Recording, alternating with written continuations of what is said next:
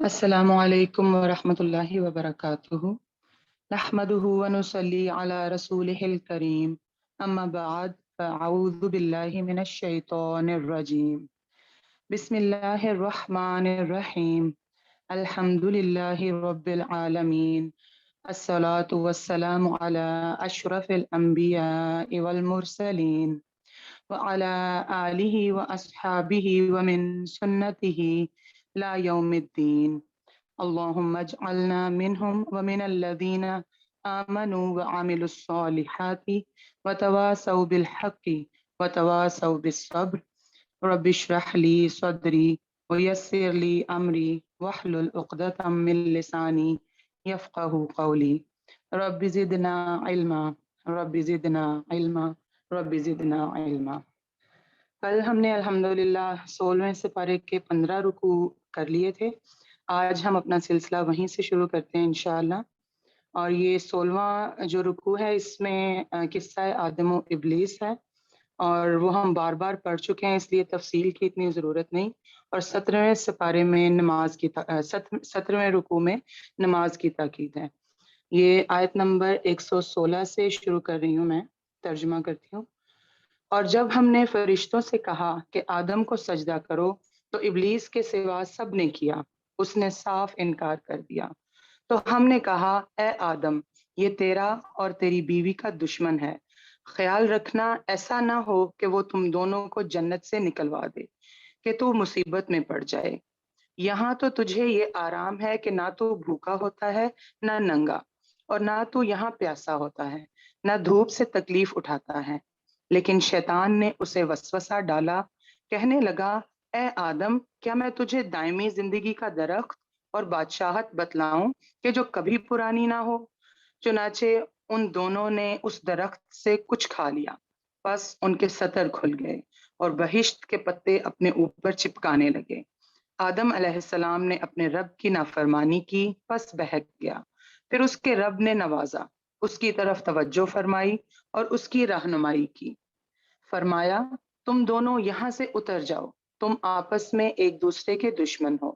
اب تمہارے پاس جب کبھی میری طرف سے ہدایت پہنچے تو جو میری ہدایت کی پیروی کرے نہ تو وہ بہکے گا نہ تکلیف میں پڑے گا، اور ہاں جو میری یاد سے روگردانی کرے گا اس کی زندگی تنگی میں رہے گی، اور ہم اسے بروز قیامت اندھا کر کے اٹھائیں گے۔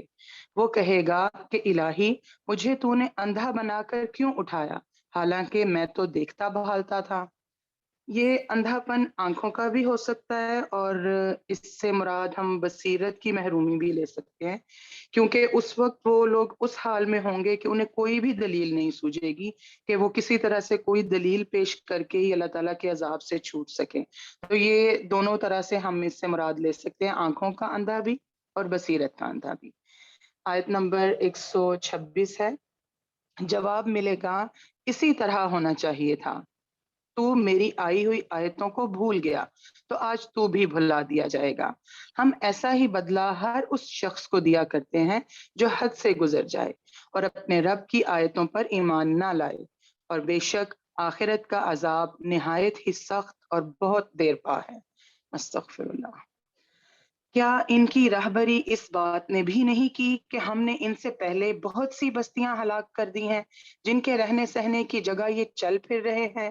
یقیناً اس میں عقل مندوں کے لیے بہت سی نشانیاں ہیں۔ یعنی بار بار ان کو یہی بتایا جا رہا ہے کہ جو تم سے پہلے کی قومیں گزر چکی ہیں، کیا ان کو دیکھ کے وہاں تم گھومتے پھرتے بھی ہو؟ ان کی جو ان پہ عذاب آئے تھے، ان کے عذاب کا تمہیں پتہ بھی ہے کہ وہ کس طرح سے تباہ ہو گئی تھی قومیں، پھر بھی تم اس سے سبق نہیں حاصل کرتے۔ اگلی آیت کا ترجمہ ہے 129۔ اگر تیرے رب کی بات پہلے ہی سے مقرر شدہ اور وقت معین کردہ نہ ہوتا تو اسی وقت عذاب آ چمٹتا۔ اصل میں انہیں یہ اس وجہ سے جو ہے اللہ تعالیٰ نئی عذاب ان پہ بھیج رہا تھا کیونکہ ان کا ایک وقت معین تھا، اور اللہ تعالیٰ ہر قوم کو پہلے ہدایت کے لیے ان کی طرف رسول بھیجتا ہے، اور پھر اس کے بعد اگر وہ نئی ہدایت کی طرف آتے تو پھر ان پہ عذاب آتا ہے۔ تو اللہ تعالیٰ ان کی جو تکذیب رسالت وہ کر رہے تھے اس کے باوجود اگر ان پہ عذاب نہیں آ رہا تھا تو اس کا مطلب یہ نہیں تھا کہ وہ کبھی ان پہ آئے گا ہی نہیں، بلکہ وہ تو اللہ تعالیٰ نے اس کا جو ایک ٹائم مقرر کر رکھا تھا تبھی آنا تھا۔ اگلی آیت ہے آیت نمبر 130، پس ان کی باتوں پر صبر کر اور اپنے پروردگار کی تسبیح اور تعریف بیان کرتا رہے، سورج نکلنے سے پہلے یعنی فجر کا ٹائم، اور اس کے ڈوبنے سے پہلے یعنی عصر کا ٹائم، رات کے مختلف وقتوں میں بھی، یعنی یہ جو دونوں نمازیں ہیں مغرب اور عشاء کی، یہ ان کا ذکر ہے، اور دن کے حصوں میں بھی تسبیح کرتا رہے، یہ دوپہر میں جو ظہر کی نماز ہوتی ہے یہ اس کا ذکر ہے، بہت ممکن ہے کہ تو راضی ہو جائے۔ اب اس میں پانچوں نمازوں کا ٹائم بھی آ رہا ہے، اور اس سے ہم یہ بھی مراد لے سکتے ہیں کہ دن کے ہر وقت میں اللہ تعالیٰ کی تسبیح جو ہے وہ بیان کرتے رہنا چاہیے۔ اگلی آیت کا ترجمہ ہے، اور اپنی نگاہیں ہرگز ان چیزوں کی طرف نہ دوڑانا جو ہم نے ان میں سے مختلف لوگوں کو آرائش دنیا کی دے رکھی ہیں، تاکہ انہیں اس میں آزما لیں، تیرے رب کا دیا ہوا ہی بہت بہتر اور بہت باقی رہنے والا ہے۔ اس وقت چونکہ بہت سارے لوگ جو منکرین تھے ان کے پاس بہت سی دولت تھی اور محل تھے، اور یعنی دنیاوی شان و شوکت کافی تھی ان کے پاس، تو اس وجہ سے اللہ تعالیٰ تاکید فرما رہا ہے کہ ان کی ان چیزوں کی طرف بالکل نہ آپ اپنی نظر کریے، کیونکہ وہ تو دنیاوی چیزیں ہیں، وہ ان کو دنیا کا حصہ جو ان کا تھا وہ ان کو دنیا میں ہی مل جائے گا، آخرت میں تو ان کا کوئی حصہ ہی نہیں، اور اصل جو بہتر چیز ہے، جو اصل تم لوگوں کو ملنے والی ہے، وہی ہے جو اللہ کی طرف سے ہے۔ اگلی آیت کا ترجمہ ہے، اور اپنے گھر والوں کو نماز کا حکم کرتا رہے اور خود بھی اس پر جمع رہے، ہم تجھ سے روزی نہیں مانگتے بلکہ ہم خود تجھے روزی دیتے ہیں، آخر میں بول بالا پرہیزگاری ہی کا ہے۔ انہوں نے کہا کہ یہ نبی ہمارے پاس اپنے پروردگار کی طرف سے کوئی نشانی کیوں نہیں لایا؟ کیا ان کے پاس اگلی کتابوں کی واضح دلیل نہیں پہنچی؟ ان کا بار بار سوال ہی یہ ہوتا تھا کہ کوئی واضح نشانی جیسے پہلی امتوں پہ آئی تھی اس طرح سے کوئی واضح نشانی کیوں نہیں آ جاتی اس نبی پر بھی؟ تو اللہ تعالیٰ ان کو بار بار یہی یاد دلا رہا ہے کہ کیا ان کے پاس پہلی کتابیں نہیں موجود تھی کہ ان میں سے یہ پڑھ لیتے کہ پہلی امتوں کے پاس جب کوئی نشانی آ جاتی تھی تو اس کے بعد ان کی مہلت ہی ختم ہو جاتی تھی، اور اگر ہم اس سے پہلے ہی انہیں عذاب سے ہلاک کر دیتے تو یقیناً وہ کہہ اٹھتے کہ اے ہمارے پروردگار، تو نے ہمارے پاس اپنا رسول کیوں نہ بھیجا کہ ہم تیری آیتوں کی تابعداری کرتے اس سے پہلے کہ ہم ذلیل و رسوا ہوتے۔ یہاں اس سے مراد نبی اکرم صلی اللہ علیہ وآلہ وسلم ہے، یعنی ان کے آنے سے نبی اکرم صلی اللہ علیہ وآلہ وسلم آ چکے تھے، کیونکہ ان پر عذاب آنے سے پہلے، تو اللہ تعالیٰ کہہ رہا ہے کہ اگر اس سے آنے سے پہلے ہی انہیں عذاب سے ہلاک کر دیتے تو پھر وہ شکایت کرتے کہ ہم پہ کوئی نبی کیوں نہیں بھیجا۔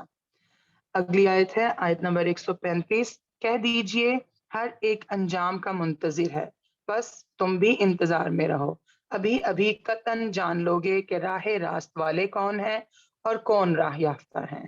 صدق اللہ العظیم، جزاک اللہ خیر۔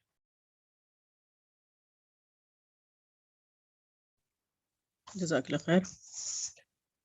الحمدللہ نیا سپارہ شروع ہو رہا ہے اور نئی سورہ سے ہی شروع ہو رہا ہے، پارہ 17 سورہ انبیاء ہے، جس میں ایمانات ثلاثہ کا ذکر ہے۔ جیسے آپ کو پتہ ہے مکی صورتوں میں ہوتا ہے، اس کا زمانہ مکہ کا درمیانی دور ہے اس سورہ کے نزول کا، اور اس میں 7 انبیاء کا ذکر ہے، جس کی وجہ سے اس کا نام سورہ انبیاء ہے۔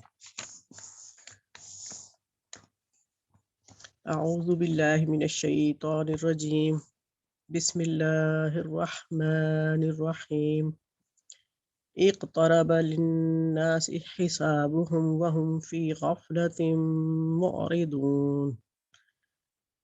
جب کبھی میں یہ آیت پڑھتی ہوں نا، میرا جسم اندر سے لرز جاتا ہے کہ کتنی غفلت میں پڑے ہوئے ہیں ہم لوگ۔ قریب آ گیا ہے لوگوں کے حساب کا وقت، اور وہ ہیں کہ غفلت میں منہ موڑے ہوئے ہیں۔ ان کے پاس جو تازہ نصیحت بھی ان کے رب کی طرف سے آتی ہے اس کو بتکلف سنتے ہیں اور کھیل میں پڑے رہتے ہیں، دل ان کے دوسری ہی فکروں میں منہمک ہیں۔ اس سپارے میں دیکھیں پہلی آیت سے ہی اللہ تعالیٰ نے یعنی کہ جیسے سختی کا ایک انداز ہے، ڈرانے کا۔ اس میں ہم دلوں کی بہت ساری قسمیں دیکھیں گے، 8 قسم کے دل ہیں۔ یہ پہلا تو یہی دیکھ لیا ہے نا کہ معرضون، جو غفلت میں پڑے ہوئے دل ہیں، اور ہدایات کی اس میں 4 آیات آئیں گی۔ اب غفلت میں منہ موڑے ہوئے ہیں، یعنی کہ غفلت کی بھی قسمیں ہیں. ایک تو یہ غفلت محمودہ ہوتی ہے، یعنی کہ برائیوں سے، بے حیائی سے غفلت، جو بھول پن جس کو کہہ دیں، جو جانتا ہی نہ ہو کسی بے حیائی یا برائی کو. اس کے بارے میں ہم سورہ نور میں پڑھیں گے. جب حضرت عائشہ صدیقہ پہ تہمت لگی تھی تو ان کے بارے میں آیا ہے کہ وہ تو غفلت محمودہ کا، کہ وہ تو بھولی باری تھیں، بالکل غافل تھیں اس طرح کی برائیوں سے یا بے حیائی سے. اور غفلت کی قسمیں ہیں جو عارضی ہوتی ہے. ایک غفلت عارضہ، جو ہلکی پھلکی ذہن میں کبھی کوئی لمحہ غافل ہو جاتا ہے انسان کا اللہ سے. دوسری متکرر غفلت ہوتی ہے کہ جیسے ہم لوگ ہیں، کبھی کوئی گناہ غلطی کر لی اور پھر ہمیں یہ تکلیف ہوئی یہ سوچ کے کہ ہم نے ٹائم کیوں ویسٹ کیا، یا ہم نے یہ چیز کیوں دیکھ لی، یا ہم نے یہ کیوں کیا، کوئی بھی کام، اور پھر پلٹ آنا، پھر کرنا، پھر پلٹ آنا. اور ایک ہوتی ہے غفلت تامہ، جس کا یہاں ذکر ہے کہ مسلسل ہی غافل رہنا اللہ سے، اس کے رسول سے یا نیکی کے کاموں سے. یعنی کہ حساب کتاب دینے کا انہیں ہوش ہی نہیں ہے، اس طرح غفلت میں پڑے ہوئے ہیں. اور اللہ کی آیات کو یا رسول پاک صلی اللہ علیہ وسلم کی بتائی ہوئی باتوں کو یا خود رسول پاک صلی اللہ علیہ وسلم کو اس طرح سنتے ہیں جیسے کوئی سنجیدگی سے نہیں لیتے ان کی بات کو، اور بالکل کھیل اور مذاق کے طور پہ سنتے ہیں. یا پھر اس کا یہ مطلب بھی ہوتا ہے کہ انہوں نے زندگی کو ہی یہ سمجھ لیا ہے کہ یہ جگہ ہی کھیل تماشے کی ہے، کھاؤ پیو عیش کرو اور پھر اس دنیا سے واپس چلے جاؤ. اگلی آیت ہے، اور ظالم آپس میں سرگوشیاں کرتے ہیں کہ یہ شخص آخر تم جیسا ایک بشر ہی تو ہے، پھر کیا تم آنکھوں دیکھے جادو کے پھندے میں پھنس جاؤ گے. اب یہ رویہ ان کا کیوں تھا؟ یہ رویہ غفلت کا نتیجہ تھا. اگر وہ غافل نہ ہوتے تو وہ اس طرح کی بات کبھی بھی نہ کہتے. چوتھی آیت ہے، رسول اللہ صلی اللہ علیہ وسلم نے کہا، میرا رب ہر اس بات کو جانتا ہے جو آسمان اور زمین میں کی جائے، وہ سمیع بھی ہے اور علیم بھی. بے شک وہ کہتے ہیں بلکہ یہ پراگندہ خواب ہے، بلکہ یہ اس کی من گھڑت ہے، بلکہ یہ شخص شاعر ہے. یعنی کہ قرآن کے بارے میں، وحی کے بارے میں کہہ رہے ہیں. اب اہل مکہ آپ صلی اللہ علیہ وسلم کے بارے میں یہ پراپیگنڈا کرتے تھے، بہت ڈیٹیلز ہیں اس کی. لیکن ان کے اس طرح کے پراپیگنڈے کا یا باتیں کرنے کا فائدہ رسول پاک صلی اللہ علیہ وسلم کو یہ ہوا کہ آپ پورے عرب میں مشہور ہو گئے. یعنی کہ وہ خود بھی قطعی طور پہ کوئی ایک نپی تلی رائے آپ صلی اللہ علیہ وسلم کے بارے میں نہیں دے سکتے تھے، کیونکہ سب جانتے تھے کہ جو ہم باتیں آپ صلی اللہ علیہ وسلم کے بارے میں کہہ رہے ہیں، یہ القابات دے رہے ہیں انہیں، وہ یہ نہیں ہے. آیت نمبر 5، ورنہ یہ لائے کوئی نشانی جس طرح پرانے زمانے کے رسول نشانیوں کے ساتھ بھیجے گئے تھے، حالانکہ ان سے پہلے کوئی بستی بھی جسے ہم نے ہلاک کیا ایمان نہ لائی. اب کیا یہ ایمان لائیں گے؟ یہ فہمائش کا انداز ہے، یعنی یہ ایمان لانے والے بالکل نہیں ہے. آیت نمبر 7، اور اے محمد صلی اللہ علیہ وسلم، تم سے پہلے بھی ہم نے انسانوں ہی کو رسول بنا کر بھیجا تھا جن پر ہم وحی کیا کرتے تھے. تم لوگ اگر علم نہیں رکھتے تو اہل کتاب سے پوچھ لو، ان رسولوں کو ہم نے کوئی ایسا جسم نہیں دیا تھا کہ وہ کھاتے نہ ہو، اور نہ وہ سدا جینے والے تھے. یہ دو باتیں، یعنی کہ انسان محتاج ہے کھانے کا، اس کو کھانا کھاتا ہے جو اس کے منہ میں جاتا ہے، بہت سارے لوگوں کی محنت اور کوشش کے بعد پہنچتا ہے، اور سدا جینے والے نہ تھے، یعنی کہ ہمیشہ ہمیشہ صرف اللہ کی ذات ہے. انبیاء سب کو موت آئی یا پھر کوئی مار دیے گئے، اس طرح یعنی کہ سب ہی اس دنیا سے چلے گئے. پھر دیکھ لو کہ آخرکار ہم نے ان کے ساتھ اپنے وعدے پورے کیے، اور انہیں اور جس کو ہم نے چاہا بچا لیا، یعنی کہ ان کے ساتھیوں کو، اور حد سے گزر جانے والوں کو ہلاک کر دیا. یعنی کہ جس نے اللہ اور اس کے رسول کی حدوں کی پاسداری نہیں کی تو وہ ہلاک ہوئے. لوگوں، ہم نے تمہاری طرف ایک ایسی کتاب بھیجی ہے جس میں تمہارا ہی ذکر ہے، کیا تم سمجھتے نہیں ہو؟ اس کو اپنے اوپر لیں کہ اس کتاب میں ہمارا ذکر ہے، اور جب کسی اخبار رسالے میں بھی ہمارا ذکر آ جائے تو ہم اس کو سنبھال کے رکھتے ہیں کہ ریکارڈ کے طور پہ. تو یہ کتاب جس میں ہمارا ذکر ہے، اس کو ہم کیوں نہیں سنبھالتے یا اس طرح پڑھتے؟ اس کتاب کو ہر عمر کا انسان پڑھ سکتا ہے اور اس میں سے اپنے لیے سبق لے سکتا ہے، وہ بچہ ہو، وہ ادھیڑ عمر ہو، وہ بوڑھا ہو. ہر ایک نے اس کو اپنے حساب سے پڑھنا ہے. اب ہم نے یہاں یہ نیت کرنی ہے کہ ہم اس کو ڈیپلی پڑھیں گے اور جہاں جہاں ہمارا ذکر ہے اس کو انڈر لائن کریں گے. اور اگر وہ ہمارے کردار میں کوئی کمیاں ہیں، کوتاہیاں ہیں، یقیناً ہے، پرفیکٹ کوئی بھی نہیں ہوتا سوائے انبیاء کے، تو ہم کوشش کر سکتے ہیں ان کو درست کرنے کی. اگلی آیت ہے 11. کتنی ہی ظالم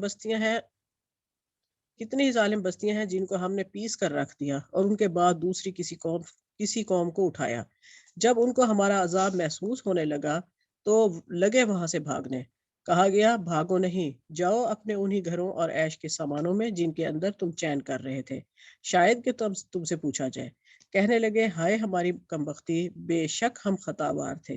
اور وہ یہی پکارتے رہے یہاں تک کہ ہم نے ان کو کھلیان کر دیا، زندگی کا ایک شرارہ تک ان میں نہ رہا.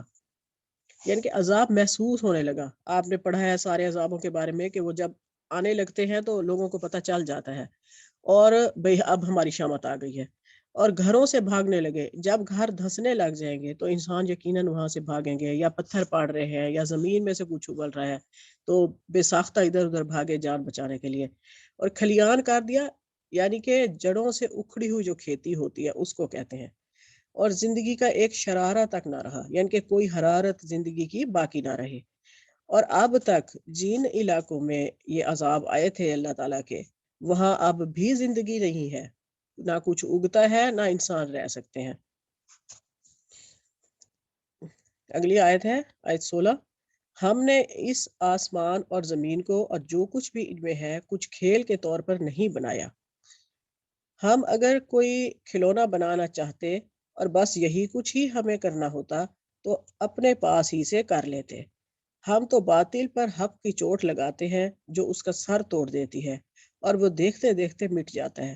اور تمہارے لیے تباہی ہے ان باتوں کی وجہ سے جو تم بناتے ہو. یعنی کہ یہ دنیا جو ہے یہ حق اور باطل کی آزمائش گاہ ہے، یہ کھیل تماشا نہیں ہے. اگر اللہ تعالیٰ نے کھیلنے کے لیے اس دنیا کو بنایا ہوتا تو وہ اپنے لیے کوئی کھلونا ہی بنا لیتا اپنے پاس. آیت نمبر 19. زمین اور آسمانوں میں جو مخلوق بھی ہے وہ اللہ کی ہے، اور جو فرشتے اس کے پاس ہیں وہ نہ اپنے آپ کو بڑا سمجھ کر اس کی بندگی سے سرتابی کرتے ہیں اور نہ ملول ہوتے ہیں. شب و روز اس کی تسبیح کرتے ہیں، دم نہیں لیتے. اب یہ تو فرشتوں کو اللہ تعالیٰ نے مکلف کیا ہوا ہے اپنی بندگی کے لیے، وہ سرتابی نہیں کر سکتے کسی چیز سے. دم نہیں لیتے سے ہم نے وہ کرنا ہے کہ سستی نہیں کرتے، کاہلی نہیں دکھاتے. یہاں ہم نے سستی اور کاہلی سے بچنے کی دعا کرنی ہے. اللہم انی اعوذ بک من العجز والکسل والجبن والبخل والحرم وعذاب القبر. آمین آمین یا رب العالمین. سستی بہت بڑی بیماری ہے، بہت بڑی بیماری. میرے خیال میں اس سے بڑی بیماری کائنات میں کوئی بھی نہیں ہوگی کہ کر سکتے ہو سب کچھ اور پھر بھی کہہ رہے ہوں کہ ہم کر نہیں سکتے. یہ انسان کو اندر سے ختم کر دیتی ہے کاہلی سستی. آیت نمبر 21. کیا ان لوگوں کے بنائے ہوئے عرضی خدا ایسے ہیں کہ بے جان کو جان بخش کر اٹھا کھڑا کرتے ہوں؟ اگر آسمان اور زمین میں ایک اللہ کے سوا دوسرے خدا بھی ہوتے تو زمین اور آسمان دونوں کا نظام بگڑ جاتا یقیناً. بس پاک ہے اللہ رب العزت جو ان باتوں سے جو یہ لوگ بنا رہے ہیں. وہ اپنے کاموں کے لیے کسی کے آگے جواب دہ نہیں ہے اور سب اس کے ہاں جواب دہ ہے. یقیناً ہر چیز مخلوق ہے اور جواب دہ ہے. کیا اسے چھوڑ کر انہوں نے دوسرے خدا بنا لیے ہیں؟ اے محمد صلی اللہ علیہ وسلم ان سے کہو کہ لاؤ اپنی دلیل. یہ کتاب بھی موجود ہے جس میں میرے دور کے لوگوں کے لیے نصیحت ہے، اور وہ کتابیں بھی موجود ہیں جن میں مجھ سے پہلے لوگوں کے لیے نصیحت تھی، یعنی کہ پہلی کتابیں. مگر ان میں سے اکثر لوگ حقیقت سے بے خبر ہیں، اس لیے منہ موڑے ہوئے ہیں. ہم نے تم سے پہلے جو رسول بھی بھیجا اس کو یہی وحی کی کہ میرے سوا کوئی خدا نہیں، پس تم لوگ میری بندگی کرو. یعنی کہ اللہ انبیاء کی سب کی دعوت سیم ہوتی ہے. یہ کہتے ہیں رحمان اولاد رکھتا ہے. سبحان اللہ، وہ تو بندے ہیں جنہیں عزت دی گئی ہے، اس کے حضور بڑھ کر نہیں بولتے اور بس اس کے حکم پر عمل کرتے ہیں. اچھا یہ فرشتوں کے بارے میں ہی کہا جا رہا ہے، بندے ہیں یعنی کہ بندگی کرنے والے ہیں، یہاں اس سے بندے سے مراد انسان نہیں ہے۔ جو کچھ ان کے سامنے ہے اسے بھی جانتا ہے وہ، اور جو کچھ ان سے اوجھل ہے وہ اس سے بھی باخبر ہے، یعنی کہ اللہ باخبر ہے، فرشتے باخبر نہیں ہے، ان کو جو بتا دیا گیا ہے ان کو صرف اتنی ہی خبر ہوتی ہے۔ وہ کسی کی سفارش نہیں کرتے بجز اس کے جس کے حق میں سفارش سننے پر اللہ راضی ہو، اور وہ اس کے خوف سے ڈرے رہتے ہیں۔ یعنی کہ یہ اہل مکہ سمجھتے تھے نا مشرکین، کہ فرشتوں کو دو باتوں کی وجہ سے معبود سمجھتے تھے۔ ایک یہ کہ وہ ان کے نزدیک اللہ کی اولاد تھے، جیسے پیچھے آیا ہے کہ فرشتوں کو اللہ کی بیٹیاں کہتے تھے، اور دوسرے یہ کہ وہ ان کی پرستش اس لیے کرتے تھے خوشامد کے طور پہ کہ اللہ کے ہاں وہ ان کے لیے سفارشی بنیں گے۔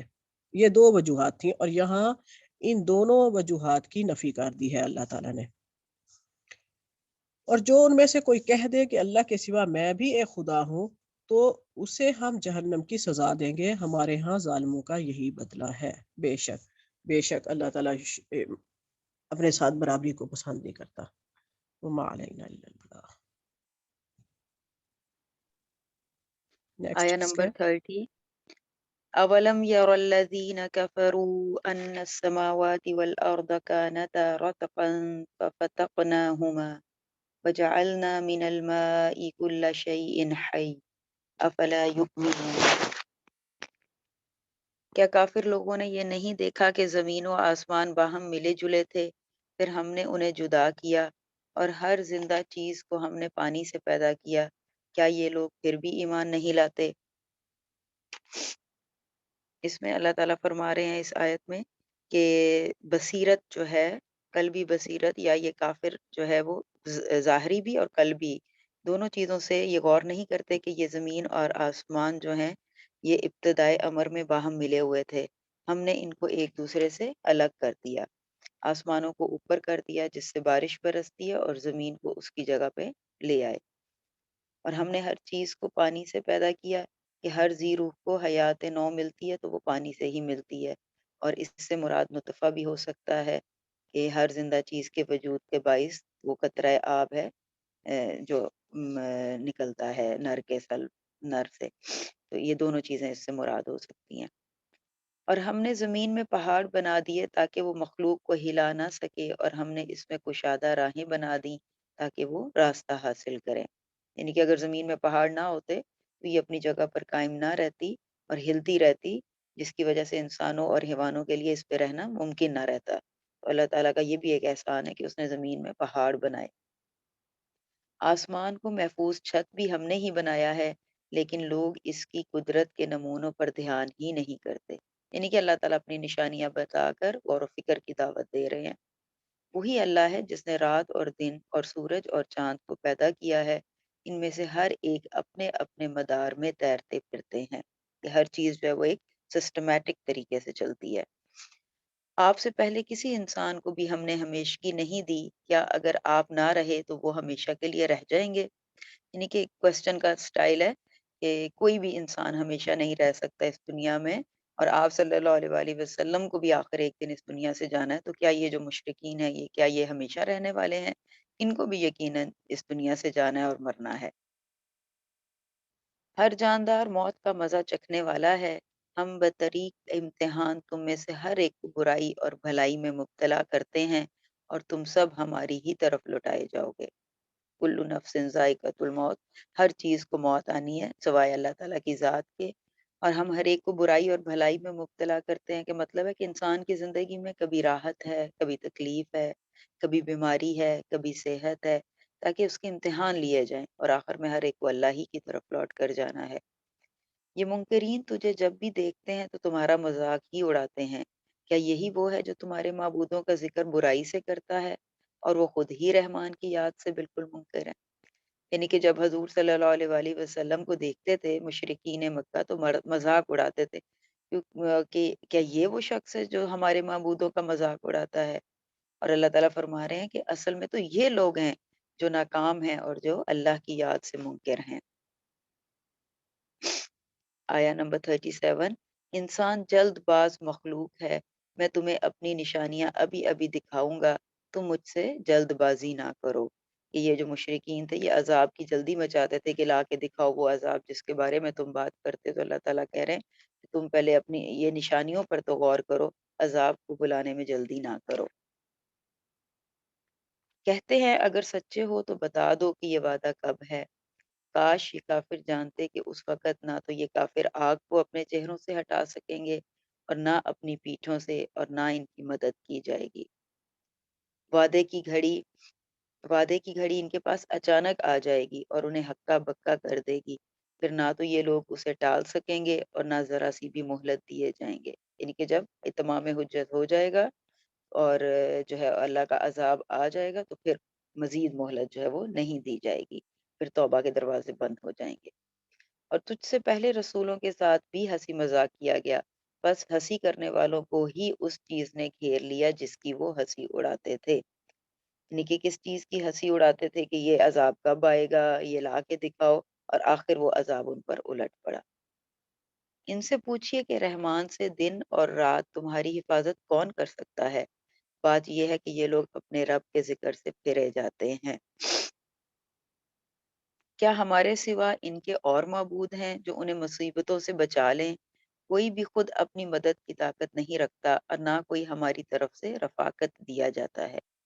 مطلب یہ کہ ان کے پاس جو ان کے معبود ہیں جن کی یہ عبادت کرتے ہیں وہ نہ تو اپنی حفاظت کر سکیں گے، اور یعنی کہ یہ جو مکہ کے لوگ ہیں ان کو یہ جن کی فرشتوں کو انہوں نے اللہ کی بیٹیاں اور بتوں کو بنا رکھا ہے، وہ نہ تو اپنی یہ حفاظت کرنے پر طاقت رکھتے ہیں اور نہ وہ قیامت کے دن ان کا ساتھ دیں گے، اور نہ ان کو یعنی کہ ہمارے سامنے آ کر وہ ان کے بارے میں کوئی سفارش کر سکیں گے۔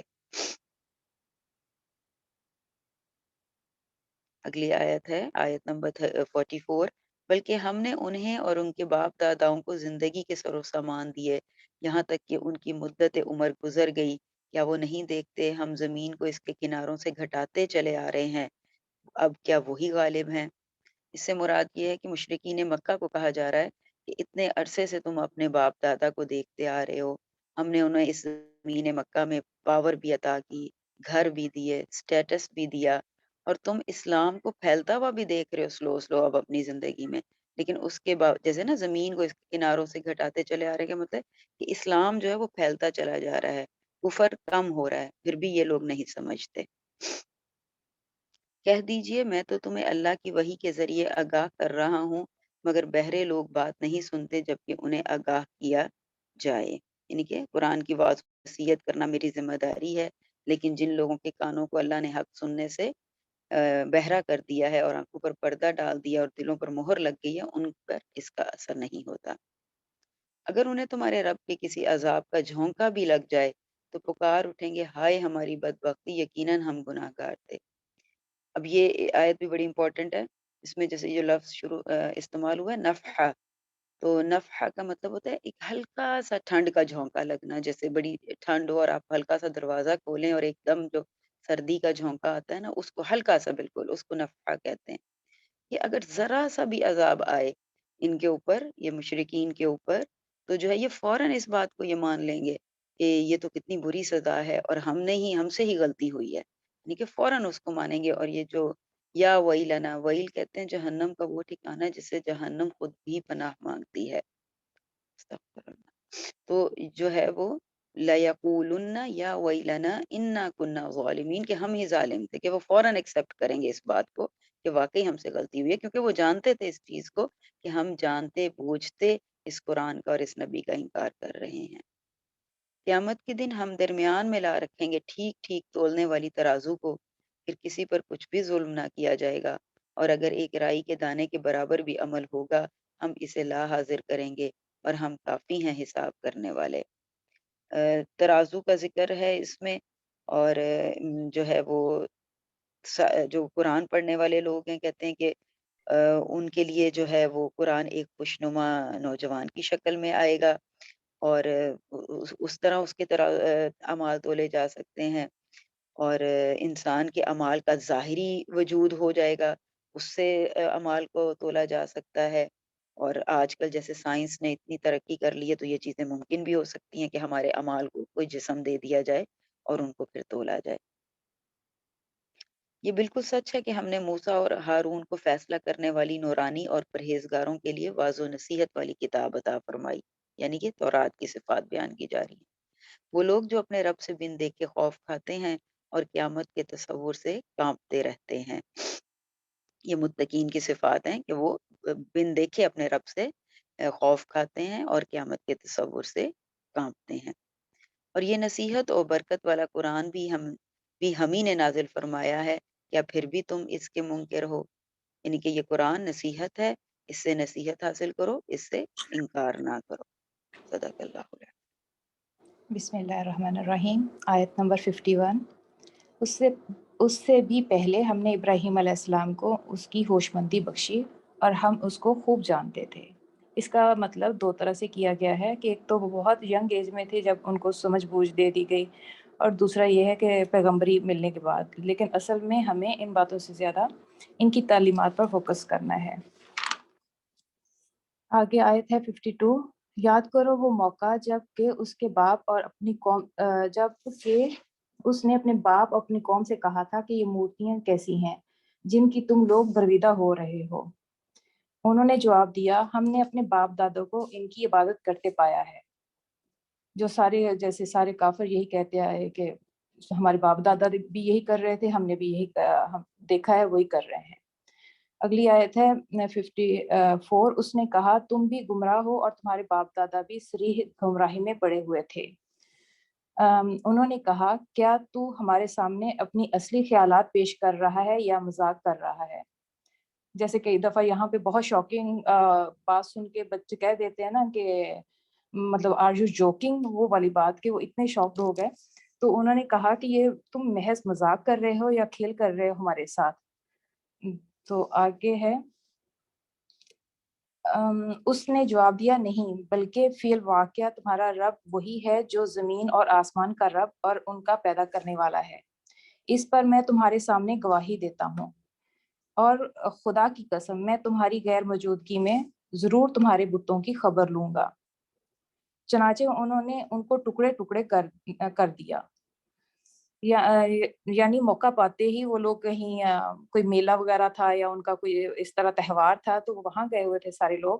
تو انہوں نے جب دیکھا کہ پجاری اور مجاور سارے نہیں ہیں تو حضرت ابراہیم ایک بڑا وہ کہتے ہیں نا اوزار لے کے وہ چلے گئے اور وہ سب کو ٹکڑے ٹکڑے کر دیا، اور صرف ان کے بڑے کو چھوڑ دیا تاکہ کہ شاید وہ اس کی طرف رجوع کریں۔ جو ان کا بڑا تھا، بت سب سے بڑا تھا، اس کے پاس وہ جو جس سے انہوں نے سب کو توڑا تھا اس کے پاس رکھ کے وہ چلے گئے اور کہا کہ اس سے وہ آ کے پوچھیں گے نا۔ آگے 59 ہے، انہوں نے آ کر بتوں کا یہ حال دیکھا تو کہنے لگے، ہمارے خداؤں کا یہ حال کس نے کر دیا؟ بڑا ہی کوئی ظالم تھا وہ۔ بعض لوگ بولے، ہم نے ایک نوجوان کو ان کا ذکر کرتے سنا تھا جس کا نام ابراہیم ہے۔ تو جیسے وہ باتیں کرتے تھے، سب نے کچھ لوگوں نے سنا ہوا تھا کہ وہ اس طرح کی باتیں ان کے خلاف کرتے ہیں، تو انہوں نے ان کو بتایا۔ انہوں نے کہا، تو پکڑ لاؤ اس کو سب کے سامنے تاکہ لوگ دیکھ لیں اس کی کیسی خبر لی جاتی ہے۔ تو یہاں پہ گویا حضرت ابراہیم کی منہ مانگی مراد پوری ہو گئی، کیونکہ وہ بھی یہی چاہتے تھے کہ صرف کاہنوں اور پجاریوں کے سامنے یہ بات نہ ہو، بلکہ عام لوگ سارے جو ہیں وہ سب دیکھیں کہ یہ جو بت ہیں جن کو یہ سب خدا مانتے ہیں کیسے بے بس ہیں۔ یہاں پجاریوں سے بھی وہی حماقت سرزد ہوئی تھی جو جیسے کہ فارعون سے سرزد ہوئی تھی کہ اس نے جادوگروں سے اور حضرت موسیٰ کا مقابلہ کرنے کے لیے سارے ملک کو اکٹھا کر لیا تھا۔ وہاں حضرت موسیٰ کو سب کے سامنے یہ ثابت کرنے کا موقع ملا تھا کہ وہ جادوگر نہیں ہیں، تو یہاں پہ بھی ان کو اپنی بات سامنے رکھنے کا موقع مل گیا۔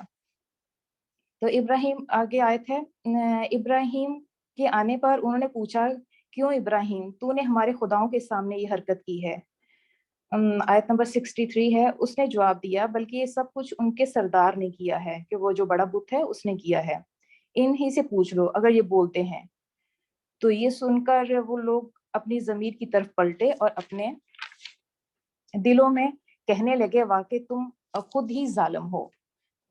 مگر پھر ان کی مت پلٹ گئی اور بولے، تو جانتا ہے کہ یہ بولتے نہیں ہیں، یہاں پہ 64-65 کی ڈیٹیل ہے کہ حضرت ابراہیم کا جواب سنتے ہی پہلے تو انہوں نے اپنے دلوں میں سوچا کہ واقعی ہم لوگ ظالم ہم خود ہی ہیں کہ یہ کیسے بے بس اور بے اختیار معبودوں کو خدا بنائے بیٹھے ہیں جو اپنی زبان سے بھی یہ نہیں بتا سکتے کہ ان پہ کیا بیتی ہے اور کس نے ان کو مارا ہے.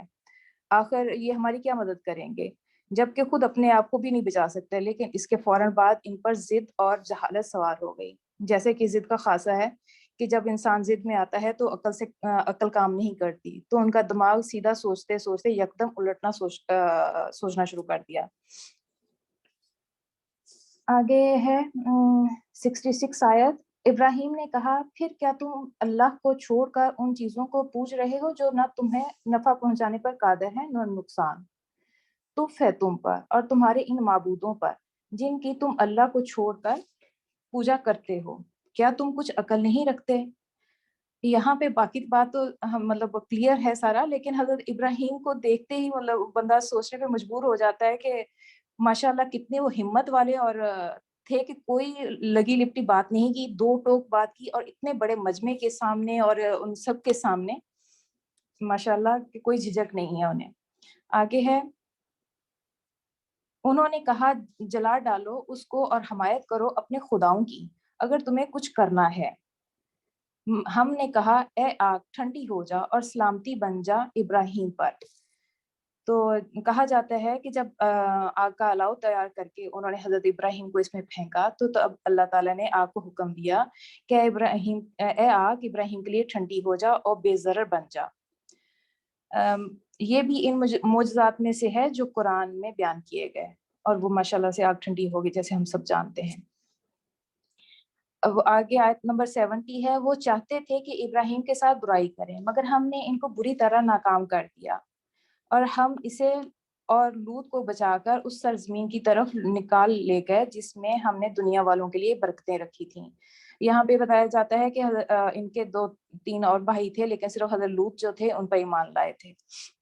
اور ہم نے 72 ہے. ہم نے اسے اسحاق علیہ السلام عطا کیا اور یعقوب اس پر مزید, اور پھر اور ہر ایک کو صالح بنایا. یعنی اسحاق ان کے بیٹے تھے اور یعقوب ان کے پوتے, تو ان کو صالح اولاد عطا فرمائی جو پیغمبر مطلب بنے.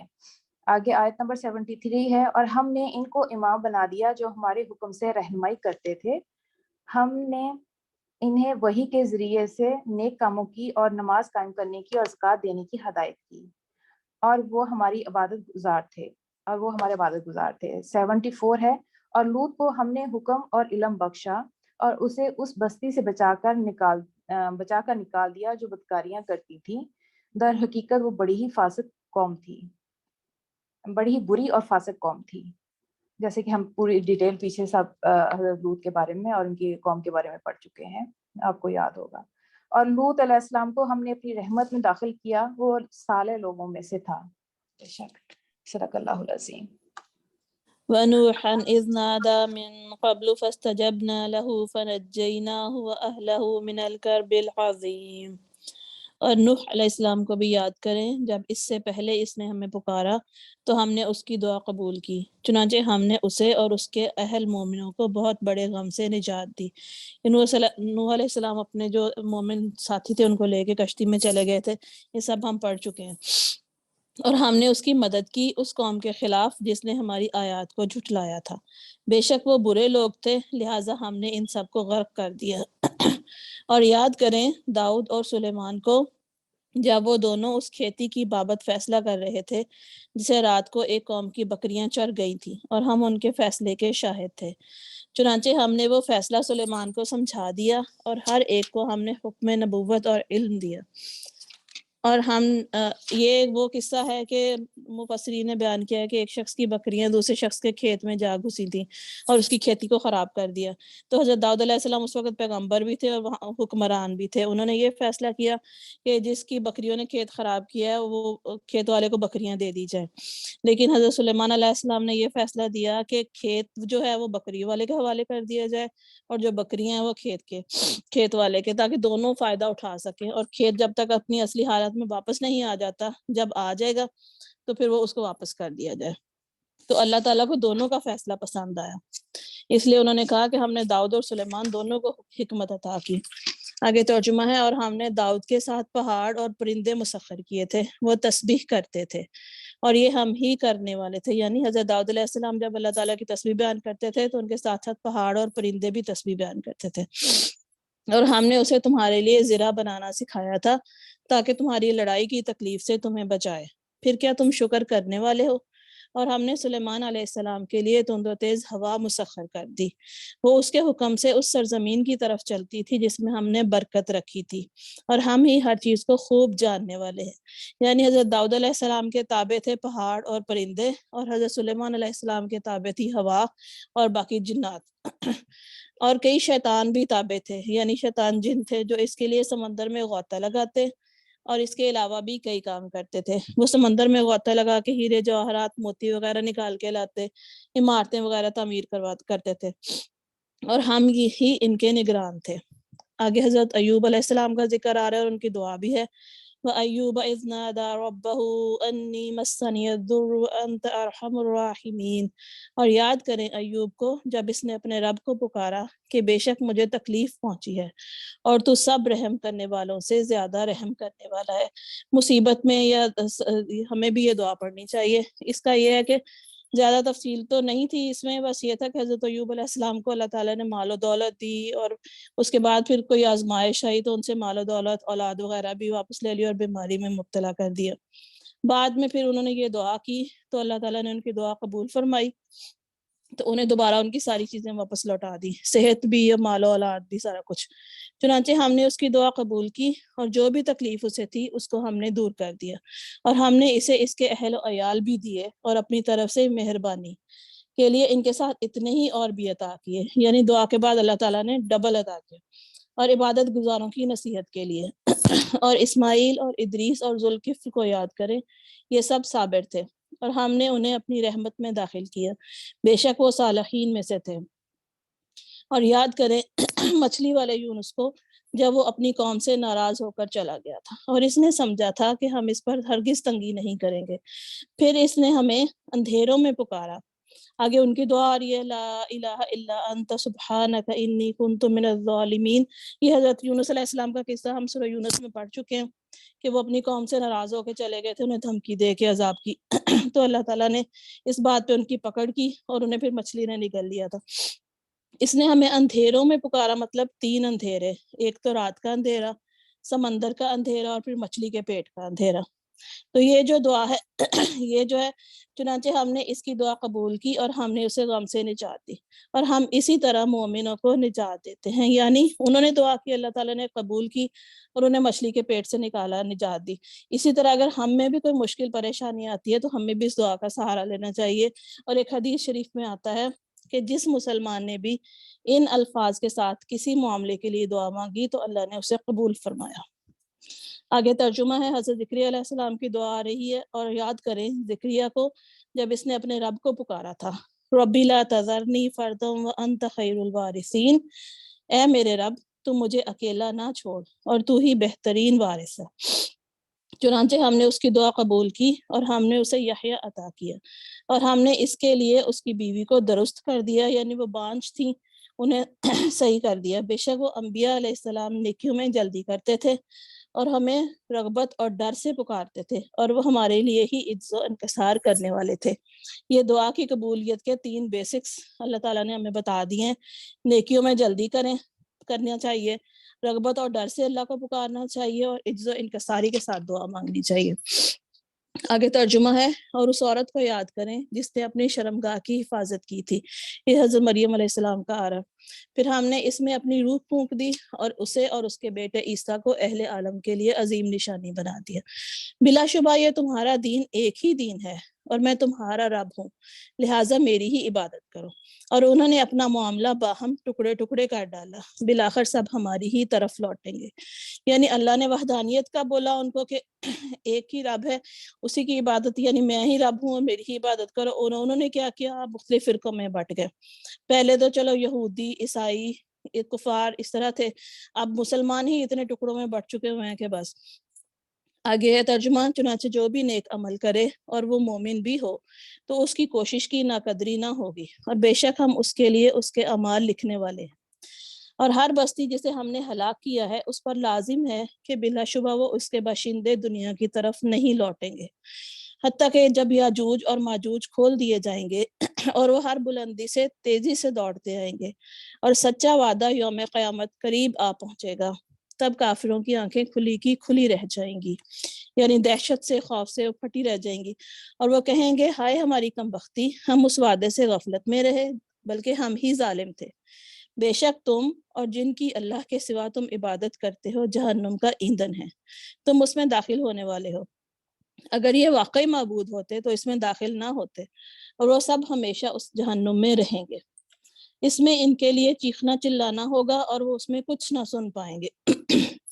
बेशक जिन लोगों के लिए हमारी तरफ से पहले ही नेकी और भलाई मुकद्दर हो चुकी है वो इससे दूर रखे जाएंगे, और वो उसकी आहट भी ना सुनेंगे, और वो उन नेमतों में हमेशा रहेंगे जो इनके दिल चाहेंगे। बड़ी घबराहट यानी क़यामत की हौलनाकियां जो हैं इन्हें गमनाक नहीं करेंगी, और फरिश्ते ये इनसे ये कहकर मिलेंगे, ये है तुम्हारा वो दिन जिसका तुमसे वादा किया जाता था। अल्लाहुम्मा जअलना मिनहुम। जिस दिन हम आसमान को लिखे हुए कागज की तरह लपेटने की तरह लपेट देंगे, जिस तरह हमने पहली तख्लीक की इब्तदा की थी उसी तरह हम फिर उसका इआदा करेंगे। ये वादा हमारे जिम्मे है, बेशक हम उसे पूरा करने वाले हैं। और बिलाशुबा हम ज़बूर में नसीहत के बाद ये लिख चुके हैं कि बेशक मेरे नेक बंदे ज़मीन के वारिस होंगे। बिलाशुबा इसमें हमारे इबादत गुजार बंदों के लिए एक इत्तला है। और ए नबी सल्लल्लाहु अलैहि वसल्लम, हमने आपको तमाम जहानों के लिए रहमत बनाकर ही भेजा है। कह दीजिए मेरी तरफ तो सिर्फ ये वही की जाती है कि बस तुम्हारा माबूद एक ही है, फिर क्या तुम मुसलमान हो?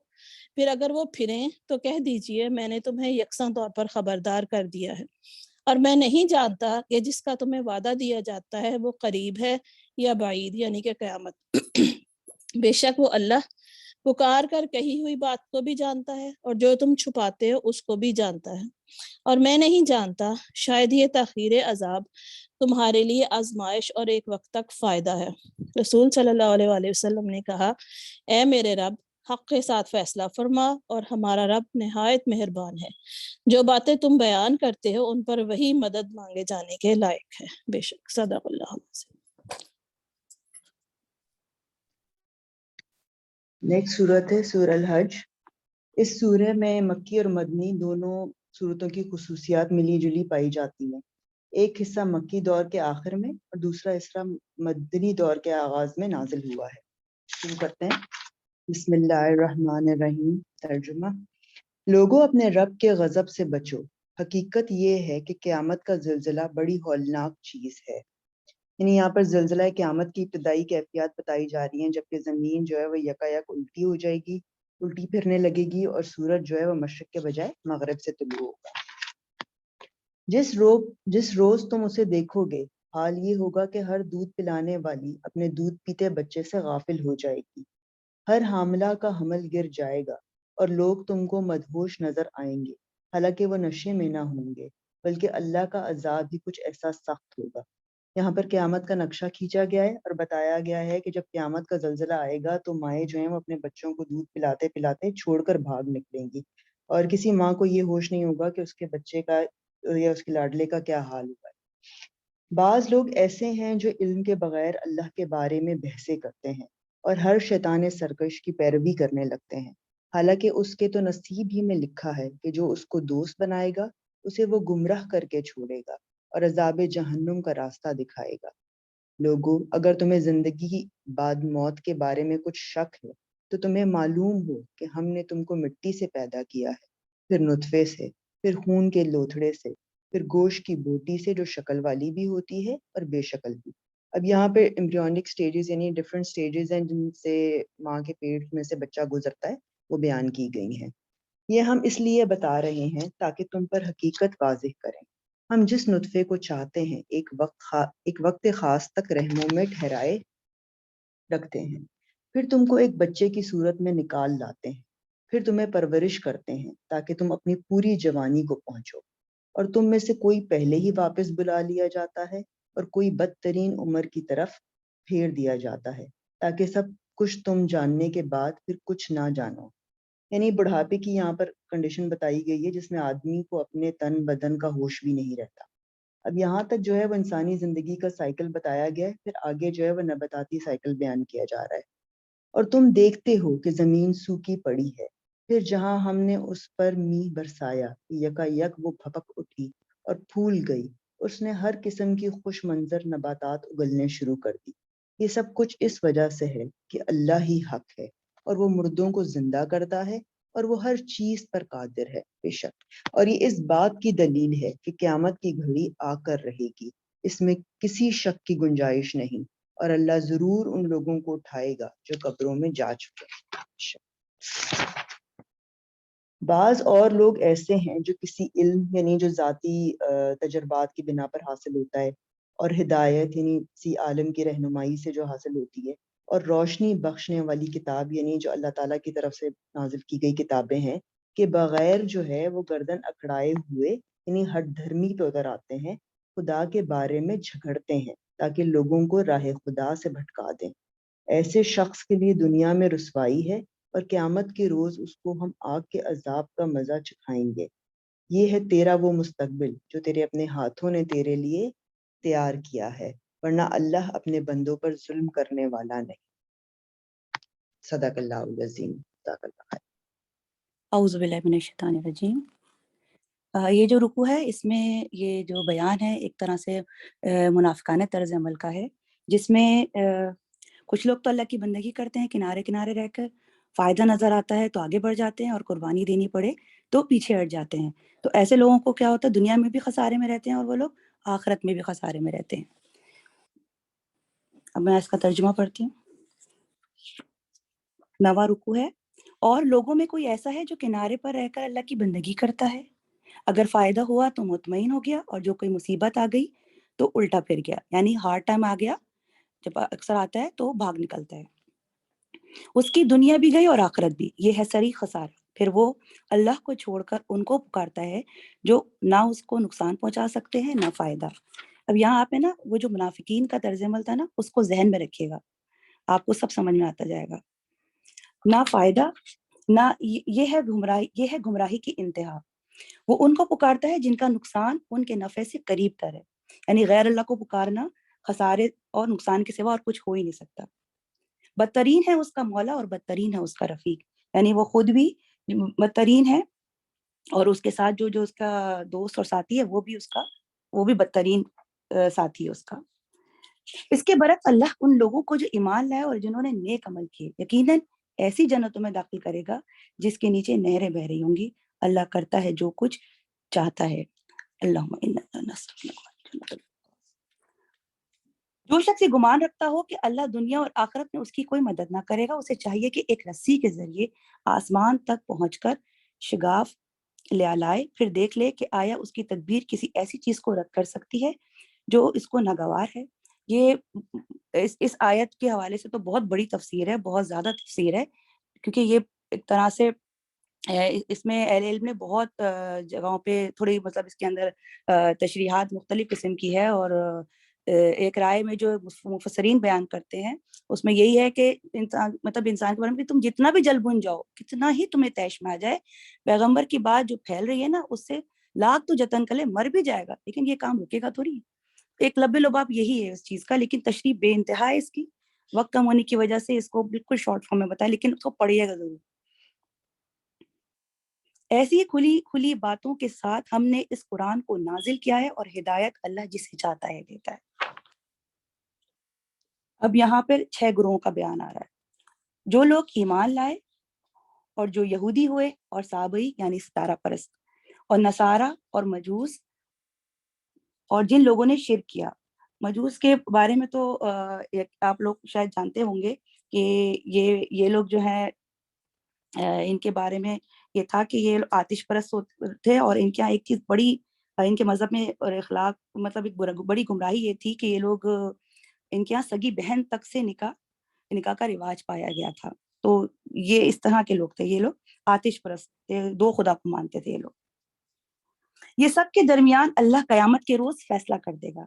ہر چیز اللہ کی نظر میں ہے، کیا تم دیکھتے نہیں ہو کہ اللہ کے آگے سربسجود ہیں، جو آسمانوں وہ سب جو آسمانوں میں ہے، جو زمین میں ہے، سورج اور چاند اور تارے اور پہاڑ اور درخت اور جانور اور بہت سے انسان اور بہت سے وہ لوگ جو وہ لوگ بھی جو عذاب کے مستحق ہو چکے ہیں، اور جسے اللہ ذلیل و خوار کر دے اسے پھر کوئی عزت دینے والا نہیں ہے۔ اللہ کرتا ہے جو کچھ چاہتا ہے۔ یہاں سجدہ آ رہا ہے، ہم سجدہ کر لیں۔ سجدہ وجہی للذی خلقہ وصورہ وشق سمعہ وبصرہ بحولہ وقوتہ فتبارک اللہ احسن الخالقین۔ یعنی کہ یہ تو بہت ایک طرح سے کلیئر آیات ہیں کہ یہ سب دیکھنے کے بعد بھی جسے اللہ ذلیل خوار کرے اسے پھر کوئی عزت دینے والا نہیں، اور اللہ جو کچھ کرتا ہے وہ اللہ کرتا ہے جو کچھ وہ چاہتا ہے۔ اب یہ جو آگے یہ جو آیت ہے، آیت نمبر 19، یہ اس کے حوالے سے بھی یہ مفسرین کی کچھ رائے ہے، مطلب اس حوالے سے کہ یہ دو بڑی ڈیٹیل ہے اس میں بھی، لیکن میں آپ کو اس شارٹ میں اس کا ترجمے کے ساتھ ساتھ بتاتی چلی جاؤں گی، یہ جو بتانے والی آیات ہوگی اس میں نا ہے تو بڑی، اس میں یہ شدید ترین آیات ہے بیسیکلی، اور خطرناک ہے، بڑا سخت بیان ہے، سخت عذاب کے حوالے سے بیان والی آیات ہیں، اور یہاں اللہ ہمیں بھی ڈرا رہا ہے، اور کیونکہ ہمارے بھلے کے لیے بڑے شدید ترین الفاظ میں بیان آ رہا ہے۔ یہ دو فریق ہیں جن کے درمیان اپنے رب کے معاملے میں جھگڑا ہے، ان میں سے وہ لوگ جنہوں نے کفر کیا ان کے لیے آگ کے لباس کاٹے جا چکے ہیں۔ آپ نے ایک پڑھا ہوگا سورہ ابراہیم میں کہ گندک یا تارکول، یہاں پر کیا ہے؟ آگ کے کپڑے، مطلب جو گندک سے بھی بھڑکتی ہوئی آگ اور تارکول سے بھی بھڑکتی ہوئی آگ، ایسے کپڑے آگ کے لباس کاٹے جا چکے، ان کے سروں پر کھولتا ہوا پانی ڈالا جائے گا جس سے ان کی کھالیں ہی نہیں پیٹ کے اندر کے حصے تک گل جائیں گے، اور ان کی خبر لینے کے لیے لوہے کے گرز ہوں گے، جب کبھی وہ گھبرا کر جہنم سے نکلنے کی کوشش کریں گے پھر اسی میں دھکیل دیے جائیں گے کہ چکھو اب جلنے کی سزا کا مزہ۔ اللہ اکبر کبیرہ، اللہ اکبر کبیرہ۔ اللہم اجرنا من النار، اے اللہ ہم سب کو آگ کے عذاب سے محفوظ فرما۔ اس میں اب دوسرا رکوع شروع ہو رہا ہے۔ دوسرا رکوع میں دیکھیں نا، یہاں پر اللہ نے یہ وہ دیکھیں نا کلام کس طرح کا ہے، ایک طرف اللہ نے جہنم کے عذاب کا ذکر کیا، فوراً ہی ہمیں جنت کا بھی ذکر بتا رہا ہے، مطلب آپ ایک خوف سا آ جاتا ہے، پھر فوراً اللہ تعالیٰ اپنی جنت کا ذکر کر کے مسلمانوں کو یہ بھی بتاتا ہے کہ یہ بھی ہیں، مطلب ڈر کے ساتھ فوراً ہی جنت کا ذکر۔ دوسری طرف جو لوگ ایمان لائے اور جنہوں نے نیک عمل کیے ان کو اللہ ایسی جنتوں میں داخل کرے گا جن کے نیچے نہریں بہ رہی ہوں گی، وہاں وہ سونے کے کنگنوں اور موتیوں سے آراستہ کیے جائیں گے اور ان کے لباس ریشم کے ہوں گے۔ اللہم انا نسألک الجنۃ الفردوس۔ ان کو پاکیزہ بات قبول کرنے کی ہدایت بخشی گئی اور انہیں خدائے ستو دو صفات کا راستہ دکھایا گیا۔ یہاں پہ بھی آپ دعا کریں اللہم اہدنا الصراط المستقیم، یعنی کہ اے اللہ ہم سب کو صراط المستقیم پر مزید ہدایت اور استقامت عطا فرما۔ یعنی کہ یہاں تک کی جو 24 آیات ہیں نا، اس میں صرف آخرت کا بیان مکمل ہوا ہے۔ جن لوگوں نے کفر کیا اور جو آج اللہ کے راستے سے روک رہے ہیں اور اس مسجد حرام کی زیارت میں مانے ہیں جسے ہم نے سب لوگوں کے لیے بنایا ہے، جس میں مقامی باشندوں اور باہر سے آنے والوں کے حقوق برابر ہیں، ان کی روش یقیناً سزا کی مستحق ہے۔ اس مسجد میں بھی راستی سے ہٹ کر ظلم کا طریقہ اختیار کرے گا، اسے ہم دردناک عذاب چکھائیں گے۔ یہ تفسیر بھی پڑھنے والی ہے اور بہت اہم مسائل ہے اس کے اندر۔ بس ایک بات بتاؤں گی کہ ایک تو یہاں پہ کفار کا بیان ہو رہا ہے، لیکن درمیان میں جو مسجد الحرام کا ذکر ہوا ہے اس میں یہ بتایا جا رہا ہے کہ یہ سب کے لیے یکساں ہیں، اس میں رہنے والے بھی اور باہر سے آنے والے بھی، مطلب یہاں پہ کوئی وی آئی پی ٹچ نہیں ہے، وی آئی پی پروٹوکول نہیں ہے، یہ سب کے لیے یکساں ہیں۔ اور آپ اس کا تفسیر پڑھیں گے تو آپ کو زیادہ اچھے طریقے سے یہ سمجھ میں آئے گی۔ صدق اللہ العظیم۔ میرا بس یہی دو تھا نا؟ جی آپ کا یہ پوری امت کی ملکیت ہے حرم کی جو حدود ہے، لیکن بعد میں یہ بیچنے کی، یہ اب کے دور میں جب مسئلے مسائل لڑائیاں یہ وہ شروع ہو گئے تھے تو مکہ کی گورنمنٹ نے بیچنے کی، خریدنے کی اور قبضے کی اجازت دی تھی۔ ادروائز اس پہ کسی کا قبضہ نہیں تھا، کسی کی ذاتی جائیداد نہیں تھی، یہ پوری امت کی ہے۔ نیکسٹ کس کی ہے؟ رکشندہ کی۔ نیکسٹ رکو نمبر 11، یہ پیچھے سے ذکر آ رہا ہے کہ جیسے حج کے لیے انہوں نے منع کر دیا تھا قریش مکہ نے، تو ان کے لیے آگے وعید آ رہی ہے اور ان کی گرفت کے بارے میں بتایا جائے گا کہ انہیں حج سے کسی کو روکنے کی اجازت نہیں ہے۔ تو اسی کا ذکر آگے سے یہیں سے شروع کرتے ہیں۔ ترجمہ ہے، یاد کرو وہ وقت جب کہ ہم نے ابراہیم علیہ السلام کے لیے اس گھر یعنی خانہ کعبہ کی تجویز کی تھی، اس ہدایت کے ساتھ کہ میرے ساتھ کسی چیز کو شریک نہ کرو، اور میرے گھر کو طواف کرنے والوں اور قیام اور رکوع و سجود کرنے والوں کے لیے پاک رکھو، مطلب کہ ان کے لیے رکھو، جو لوگ یہاں پہ طواف کرنے آتے ہیں ان کو روکنے کی ضرورت نہیں ہے کسی کو بھی۔ اور آگے ذکر ہے کہ ترجمے میں کہ اور لوگوں کو حج کے لیے اذن عام دے دو کہ وہ تمہارے پاس ہر دور دراز مقام سے پیدل اور اونٹوں پر سوار آئیں تاکہ وہ فائدے دیکھیں جو یہاں ان کے لیے رکھے گئے ہیں، اور چند مقرر دنوں میں ان جانوروں پر اللہ کا نام لیں جو اس نے انہیں بخشے ہیں۔ یعنی یہ حج کے ذکر آ رہا ہے کہ حج کے کتنے دن ہیں، اس میں اللہ کے نام پر کون کون سے جانوروں کی قربانی دینی ہے، یہ پہلے ہم آیتوں میں سورہ بقرہ میں سورہ انعام میں پڑھ چکے۔ آگے ترجمہ ہے کہ اور جو اس نے انہیں بخشے ہیں خود بھی کھائیں اور تنگ دست محتاجوں کو بھی دیں، یعنی جو آپ قربانی کریں اس میں سے خود بھی کھائیں، لوگوں کو بھی دیں، اور جو لوگ تنگ دست ہیں ان کو بھی دیں تاکہ ان کا بھی بھلا ہو۔ آگے ترجمہ ہے، پھر اپنا میل کچیل دور کریں، مطلب کہ نہائیں دھوئیں، وہ جو جیسے آگے حج کے ارکان کے بارے میں بتایا جا رہا ہے، اور اپنی نظریں پوری کریں یعنی کہ قربانی کریں، اور اس کے بعد دوبارہ جب طواف کرتے ہیں اس کا ذکر ہے کہ اس قدیم گھر کا طواف کریں، یعنی طواف زیارت کا ذکر ہے کہ اس کے بعد طواف زیارت کریں اور اپنا حج مکمل کریں۔ یہ تھا تعمیر کعبہ کا مقصد، یعنی کہ اللہ تعالیٰ کے لیے اللہ تعالیٰ کا طواف وداع، طواف وداع، آخری طواف کو طواف وداع کہتے ہیں۔ سوری طواف وداع، یہ تھا تعمیر کعبہ کا مقصد۔ جو کوئی اللہ کی قائم کردہ حرمتوں کا احترام کرے تو یہ اس کے رب کے نزدیک خود اس کے لیے بہتر ہے، اور تمہارے لیے مویشی جانور حلال کیے گئے ماں سوا ان چیزوں کے جو تمہیں بتائی جا چکی ہیں، پس بتوں کی گندگی سے بچو، جھوٹی باتوں سے پرہیز کرو، یکسو ہو کر اللہ کے بندے بنو اور اس کے ساتھ کسی کو شریک نہ کرو، اور جو کوئی اللہ کے ساتھ شرک کرے تو گویا وہ آسمان سے گر گیا، اب یا تو اسے پرندے اچک لے جائیں گے یا ہوا اس کو ایسی جگہ لے جا کر پھینک دے گی جہاں اس کے چتھڑے اڑ جائیں گے۔ یہ ہے اصل معاملہ، اسے سمجھ لو، اور جو اللہ کے مقرر کردہ شاعر کا احترام کرے یہ دلوں کے تقوی سے ہے۔ یعنی یہ تقوی کا ذکر آ رہا ہے کہ جیسے سورہ بقرہ میں تھا کہ سب سے بہترین زادرات جو ہے وہ تقوی ہے، اور تمہیں ایک وقت مقرر تک ان ہدی کے جانوروں سے فائدہ اٹھانے کا حق ہے، مطلب کہ جو قربانی کے جانور ہیں ان سے آپ اپنا کام بھی لے سکتے ہیں، اس کے بعد ان کی قربانی بھی کر سکتے ہیں۔ پھر ان کی قربان کرنے کی جگہ اسی قدیم گھر کے پاس ہے، مطلب کہ اس کے بعد آپ اس پہلے زمانے میں جیسے جانور پر سفر کر کے آتے تھے تو انہی کی قربانی کرتے تھے، تو انہی کی قربانی کے لیے لکھا ہوا ہے کہ آگے اسی جگہ پہ یعنی کہ خانہ کعبہ کے پاس قربان کر دیا جائے ان جانوروں کو۔ آگے دوسرا کچھ شروع ہو رہا ہے، رکو نمبر 12، ہر امت کے لیے ہم نے قربانی کا ایک قاعدہ مقرر کر دیا ہے تاکہ امت کے لوگ اس جانوروں پر اللہ کا نام لیں اور جو اس نے ان کو بخشے ہیں، ان مختلف طریقوں کے اندر مقصد ایک ہی ہے، پس تمہارا خدا ایک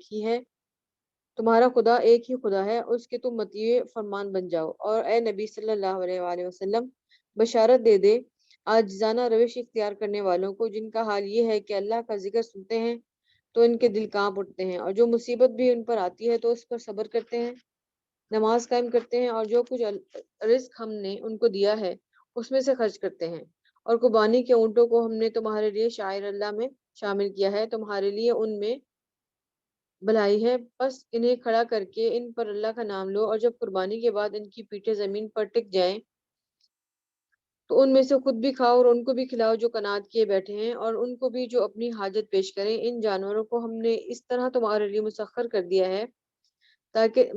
کیا ہے کہ تاکہ تم شکریہ ادا کرو، نہ ان کے گوشت اللہ کو پہنچتے ہیں نہ خون، مگر اسے تمہارا تقوی پہنچتا ہے۔ اس نے ان کو تمہارے لیے اس طرح مسخر کیا ہے تاکہ ان کی بخشی ہوئی ہدایت پر تم اس کی تکبیر کرو، اور اے نبی صلی اللہ علیہ وآلہ وسلم بشارت دے دو نیکوکار لوگوں کو یقیناً اللہ مدافعت کرتا ہے ان لوگوں کی طرف سے جو ایمان لائے ہیں، یقیناً اللہ کسی خائن کافر نعمت کو پسند نہیں کرتا۔ جزاک اللہ۔ اعوذ باللہ من الشیطان الرجیم، بسم اللہ الرحمن الرحیم۔ 13واں رکوع ہے۔ اذن للذین یقاتلون بانہم ظلموا وان اللہ علی نصرہم لقدیر۔ اجازت دے دی گئی ان لوگوں کو جن کے خلاف جنگ کی جا رہی ہے کیونکہ وہ مظلوم ہیں، اور اللہ یقیناً ان کی مدد پر قادر ہے۔ یہ وہ لوگ ہیں جو اپنے گھروں سے ناحق، یہ وہی جو مکے سے ہجرت کر کے مدینہ کی طرف جن لوگوں نے اسلام قبول کیا اور انہوں نے ہجرت کی تھی، یہ ان کا ذکر ہے۔ دیے گئے صرف قصور اس پر کہ وہ کہتے تھے کہ ہمارا رب اللہ ہے، اور اگر اللہ کو ایک دوسرے کے ذریعے دفع نہ کرتا رہا تو خانگاہیں اور گرجا اور معبد اور مسجدیں جن میں اللہ کا کثرت سے نام لیا جاتا ہے سب مسمار کر ڈالی جائیں گی۔ اللہ ضرور ان لوگوں کی مدد کرے گا جو اس کی مدد کریں گے۔ اللہ بڑا طاقتور اور زبردست ہے۔ یہ وہ لوگ ہیں جنہیں اگر ہم زمین میں اقتدار بخشیں تو وہ نماز قائم کریں گے، زکوٰۃ دیں گے، معروف کا حکم دیں گے اور منکر سے منع کریں گے، اور تمام معاملات کا انجام کار اللہ ہی کے ہاتھ میں ہے۔ یہاں پر یہ آج کے دور کے لیے بھی آیت اس طرح سے ہے کہ اگر کہیں بھی اسلام جو ہے اس کو خطرہ لاحق ہو یا اسلامک دار جو ہے وہ ختم ہونے کا خطرہ ہو، تو امت مسلمہ کا یہ فرض ہے کہ وہ سب اکٹھے ہو کر اس کام کے لیے نکلیں، کہ ایسا نہ ہو کہ ہماری جو ہے وہ لاپرواہیاں اور ہماری جس طریقے سے ہم لوگ آج کل پہ حص و حرکت پڑے ہوئے ہیں ساری امت مسلمہ، تو یہ ہمارا نام و نشان ختم ہو جائے۔ آگے ترجمہ ہے، اور تمام معاملات کا انجام کار اللہ کے ہاتھ میں ہے۔ اے نبی صلی اللہ علیہ وآلہ وسلم، اگر وہ تمہیں جھٹلاتے ہیں تو ان سے پہلے قوم نوح اور عاد اور سمود اور قوم ابراہیم اور قوم لوط اور اہل مدین کو بھی وہ جھٹلا چکے ہیں، اور موسیٰ کو بھی جھٹلا چکے ہیں۔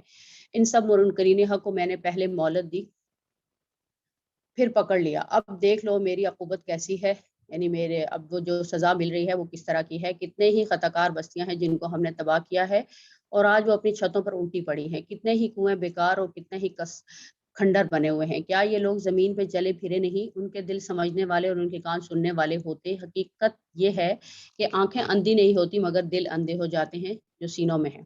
بے شک یہ بات آج کے لیے بھی ہے کہ آنکھوں سے ہم سب دیکھتے ہیں، لیکن جو ہے وہ بس دل میں اس کو برا کہہ دیتے ہیں۔ اگلی آیت کا ترجمہ ہے، یہ لوگ عذاب کے لیے جلدی مچا رہے ہیں، اللہ ہرگز اپنے وعدے کے خلاف نہ کرے گا، مگر تیرے رب کے ہاں ایک دن تمہارے شمار کے 1000 برس کے برابر ہوا کرتا ہے۔ کتنی ہی بستیاں ہیں جو ظالم تھی، پہلے ان کو مہلت دی پھر پکڑ لیا، اور سب کو واپس تو میرے پاس ہی آنا ہے۔ اگلا رکوع ہے، اے محمد صلی اللہ علیہ وآلہ وسلم، کہہ دو لوگوں میں تمہارے لیے صرف وہ شخص ہوں جو برا وقت آنے سے پہلے صاف صاف خبردار کر دینے والا ہوں، پھر جو ایمان لائیں گے اور نیک عمل کریں گے ان کے لیے مغفرت ہے اور عزت کی روزی، اور جو ہمارے آیات کو نیچا دکھانے کی کوشش کریں گے وہ دوزخ کے یار ہیں۔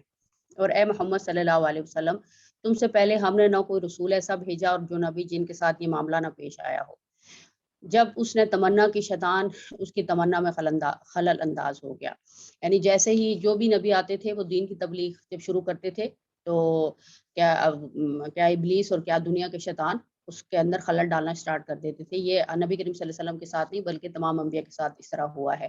اس طرح جو کچھ بھی شیطان خلل اندازیاں کرتا ہے اللہ ان کو مٹا دیتا ہے اور اپنی آیات کو پختہ کر دیتا ہے۔ آگے یہ اللہ تعالیٰ کے نام سارے آئیں گے۔ اللہ علیم ہے اور حکیم ہے، وہ اس لیے ایسا ہونے دیتا ہے تاکہ شیطان کی ڈالی خرابیوں کو فتنہ بنا دے ان لوگوں کی جن کے دلوں کو نفاق کا روگ لگا ہوا ہے اور جن کے دل کھوٹے ہیں۔ حقیقت یہ ہے کہ یہ ظالم لوگ اناد میں بہت دور نکل گئے ہیں، یعنی اللہ سے دشمنی کر رہے ہیں، اور علم سے بہرہ مند لوگ جان لیں یہ حق ہے تیرے رب کی طرف سے، اور وہ اس پر ایمان لے آئیں اور ان کے دل اس کے آگے جھک جائیں۔ یقیناً اللہ ایمان لانے والوں کو ہمیشہ سیدھا راستہ دکھا دیتا ہے۔ بے شک اگلا ترجمہ ہے،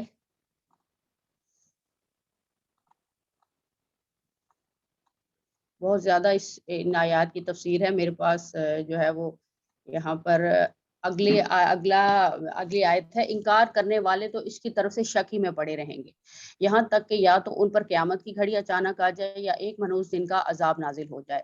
اس روز بادشاہی اللہ کی ہوگی اور وہ ان کے درمیان فیصلہ کر دے گا جو ایمان رکھنے والے اور عمل صالح کرنے والے ہوں گے، اور نعمت بھری جنتوں میں داخل جائیں گے، اور جنہوں نے کفر کیا ہوگا وہ ہماری آیات کو جھٹلایا ہوگا، ان کے لیے رسوا کن عذاب ہوگا۔ استغفر اللہ، جزاک اللہ خیر۔ آیت نمبر 58 ہے، اور جن لوگوں نے خدا کی راہ میں ہجرت کی پھر مارے گئے یا مر گئے، ان کو خدا اچھی روزی دے گا اور بے شک خدا سب سے بہتر رزق دینے والا ہے۔ یعنی جو شخص اپنا وطن، اپنے اہل و عیال اور دوست احباب چھوڑ کر اللہ کی رضامندی کے لیے ہجرت کر جاتا ہے، تو وہ جب میدان میں شہید ہو جائے یا پھر اپنی موت مر جائے تو اللہ تعالیٰ کے نزدیک اس کے لیے بہت بڑا اجر اور ثواب ہے، اور اللہ تعالیٰ جب اگر اس پہ موت آ جائے گی تو پھر بھی ان کو جنت میں ان کی روزیاں ملتی رہیں گی جن سے ان کی آنکھیں ٹھنڈی ہوتی رہیں گی، اور ان کو ایسے مقام میں داخل کرے گا جسے وہ پسند کریں گے، اور خدا تو جاننے والا اور بردبار ہے۔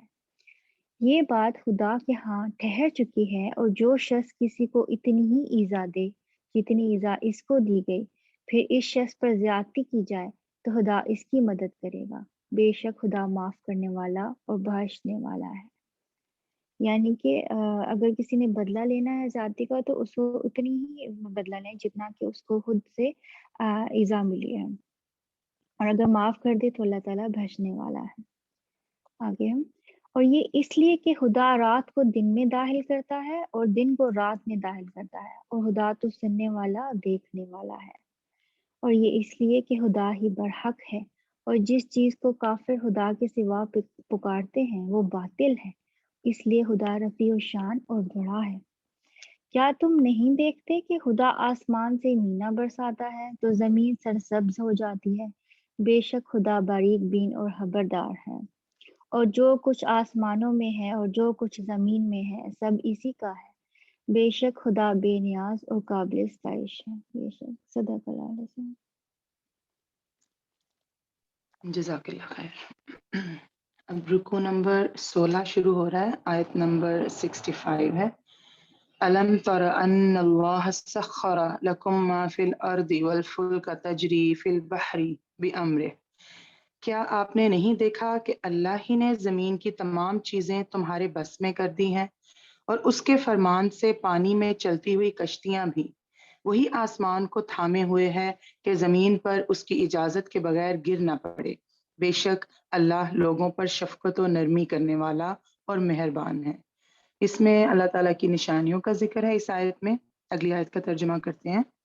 اسی نے تمہیں زندگی بخشی، پھر وہی تمہیں مار ڈالے گا، پھر وہی تمہیں زندہ کرے گا۔ بے شک انسان البتہ ناشکرا ہے۔ اس میں انسان کی تخلیق، پھر اس کا مرنا اور مرنے کے بعد دوبارہ زندہ کیا جانا، اس کا بیان کیا جا رہا ہے۔ اگلی آیت کا ترجمہ ہے، ہر امت کے لیے ہم نے عبادت کا ایک طریقہ مقرر کر دیا ہے جسے وہ بجا لانے والے ہیں، بس انہیں اس امر میں آپ سے جھگڑا نہ کرنا چاہیے، اور آپ اپنے پروردگار کی طرف لوگوں کو بلائیے، یقیناً آپ ٹھیک ہدایت ہی پر ہیں۔ پھر بھی اگر یہ لوگ آپ سے الجھنے لگیں تو آپ کہہ دیں کہ تمہارے تمام اعمال سے اللہ بخوبی واقف ہے، تمہارے سب کے اختلاف کا فیصلہ قیامت والے دن اللہ آپ کرے گا۔ ان تینوں آیتوں میں یہ بتایا جا رہا ہے کہ اللہ تعالیٰ نے تمام امتوں کے لیے مختلف طریقے عبادت کے جو ہیں وہ مقرر کیے ہوئے تھے، اور ان کو اسی طرح سے اس کو بجا لانا تھا۔ اب یہ اس بات میں اختلاف نہ کریں اور نہ ہی جھگڑیں آپ سے کہ ان کا طریقہ تو اور تھا، ہمارا طریقہ اور ہے۔ تو اللہ تعالیٰ جو ہے وہ ان سب چیزوں کا قیامت والے دن فیصلہ کر دے گا۔ آیت نمبر 70 کا ترجمہ ہے، کیا آپ نے نہیں جانا کہ آسمان اور زمین کی ہر چیز اللہ کے علم میں ہے، یہ سب لکھی ہوئی کتاب میں محفوظ ہے، اللہ پر تو یہ امر بالکل آسان ہے۔ یعنی ہر چیز، ہر کام جو ہو رہا ہے، جو ہونا ہے آنے والے ٹائم میں، وہ سب اللہ تعالیٰ نے لوح محفوظ میں لکھ رکھا ہے۔ اور ہمیں یہ سن کے لگتا ہے کہ یہ بہت مشکل کام ہے، لیکن اللہ تعالیٰ کے لیے یہ بہت آسان ہے کہ وہ ہر چیز کو جو ہے وہ لکھ دے۔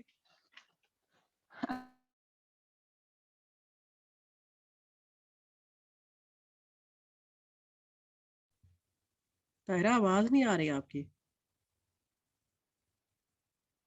مائک ٹھیک کرو۔ کہ اللہ کی طرف سے کوئی سند ہوتی تو پھر یہ ہوتا کہ اللہ نے اس کے بارے میں کہا ہے یا کوئی دلیل دی ہے تو اس وجہ سے ان کی عبادت کرنی چاہیے، نہ تو اللہ نے اس کی کوئی دلیل دی تھی کہ اس کے علاوہ کسی کو اس کے ساتھ شریک کیا جائے، اور نہ ہی ان کو خود معلوم تھا یہ کہ یہ کیوں اس طرح کر رہے ہیں۔ اگلی آیت ہے آیت نمبر 72۔ جب ان کے سامنے ہمارے کلام کی کھلی ہوئی آیتوں کی تلاوت کی جاتی ہے تو آپ کافروں کے چہروں پر ناخوشی کے صاف آثار پہچان لیتے ہیں، وہ تو قریب ہوتے ہیں کہ ہماری آیتیں سنانے والوں پر حملہ کر بیٹھے۔ کہہ دیجئے کہ کیا میں تمہیں اس سے بھی زیادہ بدتر خبر دوں؟ وہ آگ ہے جس کا وعدہ اللہ نے کافروں سے کر رکھا ہے، اور وہ بہت ہی بری جگہ ہے۔ جب وہ کلام الہی سنتے تھے تو ان کے چہرے بالکل بہت ناگواری ظاہر کرتے تھے، ان کے چہروں پہ بہت ناگواری آ جاتی تھی، تو اللہ تعالیٰ ان کو کہہ رہا ہے کہ اس چیز سے یہ لوگ اتنے ان کو یہ ناگوار گزر رہی ہے تو کیا میں ان کو بتاؤں جو اس سے بھی زیادہ ناگوار چیز ہوگی ان کے لیے، تو وہ آگ ہے جو ان کو ان کی سزا کے طور پہ ملے گی جب یہ اللہ کے سامنے حاضر ہوں گے۔ اگلا رکوع شروع ہو رہا ہے، یہ رکوع نمبر 17 ہے، اس سپارے کا آخری رکوع ہے، اس کی 6 آیتیں ہیں۔ ان 6 آیتوں میں یہ دین کا جو جامع تصور ہے نا وہ بہت مختصر بیان کیا جا رہا ہے کہ اس کی جو پہلی 4 آیتیں ہیں ان میں قرآن کی جو دعوت ہے وہ بیان کی جا رہی ہے، یعنی پہلی جو 4 آیتیں ہیں اس میں توحید کا بیان ہے اور رسالت کا بیان ہے، یعنی ان میں دعوت عمومی ہے جو کہ تمام انسانوں کے لیے اللہ تعالیٰ تمام انسانوں کو مخاطب کر کے یہ دعوت دے رہا ہے، اور وہ دعوت جو ہے وہ ایمان کی دعوت ہے، یعنی اللہ کو مانو، رسول کو مانو، آخرت کو، جنت کو، دوزخ کو اور موت کے بعد زندہ ہو جانے کو، ان سب چیزوں کو مانو۔ اب جو ان سب چیزوں کو مان لیں گے اس کے بعد پھر شروع ہوگا ان لوگوں سے بیان، وہ جو آخری 2 آیتیں ہیں ان میں آئے گا کہ جو ایمان لے آئیں گے پھر ان کو کن کن چیزوں کا حکم دیا جا رہا ہے کہ انہوں نے کیا کیا کرنا ہے، کیونکہ اگر تو ان چیزوں پہ ہی کوئی ایمان نہیں لا رہا تو پھر ان کو تو اس حکم کا کوئی فائدہ ہی نہیں کہ نماز پڑھو، زکوٰۃ دو یا اللہ تعالیٰ کی عبادت کرو، اللہ کے بندے بن جاؤ۔ تو وہ جو آگے 2 آخری آیتیں ہیں ان میں ایمان والوں سے اللہ تعالیٰ مخاطب ہے۔ اب میں ترجمہ شروع کرتی ہوں ان آیتوں کا۔ آیت نمبر 73 ہے، لوگوں، یہاں پہ اب تمام لوگوں سے اللہ تعالیٰ مخاطب ہے، لوگوں ایک مثال بیان کی جا رہی ہے، ذرا کان لگا کر سن لو، اللہ کے سوا جن جن کو تم پکارتے رہے ہو وہ ایک مکھی بھی تو پیدا نہیں کر سکتے، گو سارے کے سارے ہی جمع ہو جائیں، بلکہ اگر مکھی ان سے کوئی چیز لے بھاگے تو یہ تو اسے بھی اس سے چھین نہیں سکتے، بڑا بودا ہے طلب کرنے والا اور بڑا بودا ہے وہ جس سے طلب کیا جا رہا ہے، یعنی طالب جو ہے وہ بھی کمزور اور طلب مطلوب جو ہے وہ بھی کمزور، یعنی جیسا ہمارا آئیڈیل اس طرح سے ہی ہماری آگے سے جو ہمارا کردار ہوگا وہ بھی اسی طرح سے ہوگا۔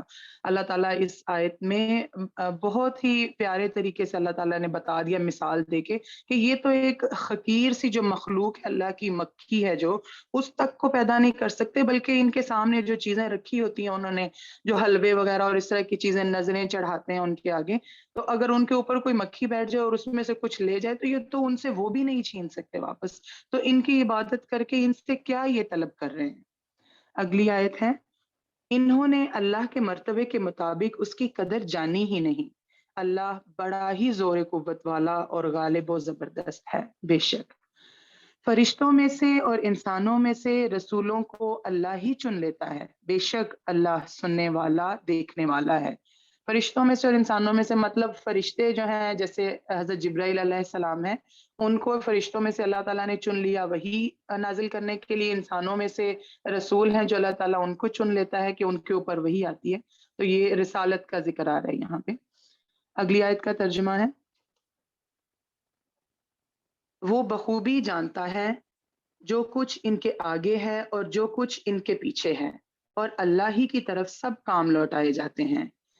اے ایمان والو، اب یہاں سے ایمان والوں سے خطاب جو ہے وہ شروع ہو رہا ہے کہ جو اوپر والی ساری باتیں مان گئے، اب جو یہ سب مان گئے ہیں اب انہوں نے کیا کرنا ہے، اللہ تعالیٰ وہ چیز بیان کر رہے ہیں۔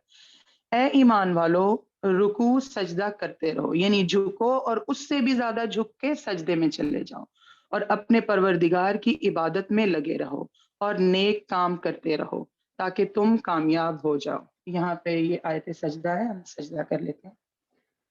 سجد وجهي للذي خلقه وصوره وشق سمعه وبصره بحوله وقوته فتبارك الله احسن الخالقين۔ اگلی آیت کا ترجمہ کرتے ہیں۔ اور اللہ کی راہ میں ویسا ہی جہاد کرو جیسے جہاد کا حق ہے۔ اب جہاد کا حکم آ رہا ہے یہاں پہ۔ اسی نے تمہیں برگزیدہ بنایا ہے اور تم پر دین کے بارے میں کوئی تنگی نہیں ڈالی، یعنی اس نے تمہیں عزت دی ہے، یعنی جو امت محمدیہ ہے اس کو اللہ تعالیٰ نے عزت دی ہے، اور اس میں ان کے لیے کوئی تنگی نہیں۔ بس یہ ہے کہ اب جو پیغام جو چیزیں تم مان چکے ہو ان کو ماننے کے بعد یہ جو عبادت ہے وہ کرنے کا حکم، جہاد کا حکم اور اس تبلیغ کو آگے پہنچانے کا حکم جو ہے وہ تم پہ آ رہا ہے۔ اپنے باپ ابراہیم، ترجمہ آگے کنٹینیو کر رہی ہوں، اپنے باپ ابراہیم کے دین پر قائم رہو، اسی اللہ نے تمہارا نام مسلمان رکھا ہے۔ یہاں پہ اللہ کا بھی کچھ مفسرین کہتے ہیں کہ اللہ نے بھی تمہارا نام مسلمان رکھا ہے، اور حضرت ابراہیم علیہ السلام نے بھی تمہارا نام جو ہے وہ مسلمان رکھا ہے، اس قرآن سے پہلے اور اس میں بھی، تاکہ پیغمبر تم پر گواہ ہو جائے اور تم تمام لوگوں کے گواہ بن جاؤ۔ پس تمہیں چاہیے کہ نمازیں قائم رکھو اور زکوٰۃ ادا کرتے رہو اور اللہ کو مضبوط تھام لو، وہی تمہارا ولی اور مالک ہے۔ پس کیا ہی اچھا مالک ہے اور کتنا ہی بہتر مددگار ہے۔ صدق اللہ العظیم۔ جزاک اللہ خیر۔